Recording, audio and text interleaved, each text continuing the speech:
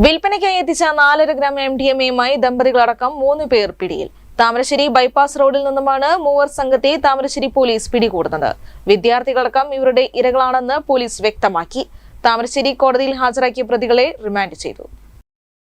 കഴിഞ്ഞ ദിവസം പുലർച്ചെ നടത്തിയ പരിശോധനയിലാണ് താമരശ്ശേരി കാപ്പുമ്മൽ അതുൽ, കോഴിക്കോട് കാരന്തൂർ ഒഴുക്കര ഷമീഹ മൻസിൽ അനസ്, ഇയാളുടെ ഭാര്യ നസീല എന്നിവരെ താമരശ്ശേരി പോലീസും ഡാൻസ് ഓഫ് അംഗങ്ങളും ചേർന്ന് പിടികൂടുന്നത്. താമരശ്ശേരി ബൈപ്പാസ് റോഡിലെ സ്വകാര്യ ആശുപത്രിക്ക് സമീപത്തുള്ള ഓട്ടോ വർക്ക്ഷോപ്പിനു മുന്നിൽ മയക്കുമരുന്ന് വിൽക്കാൻ എത്തിയപ്പോഴാണ് ഇവർ പിടിയിലാകുന്നത്.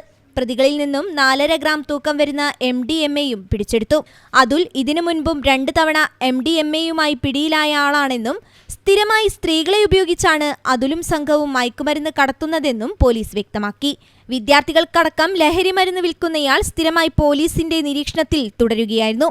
പ്രതികളെ താമരശ്ശേരി കോടതി റിമാൻഡ് ചെയ്തു. Thamarassery additional SI Sandeep, Kozhikode rural dance of അംഗങ്ങൾ എന്നിവർ ചേർന്നാണ് പ്രതികളെ പിടികൂടിയത്. News bureau, Thamarassery.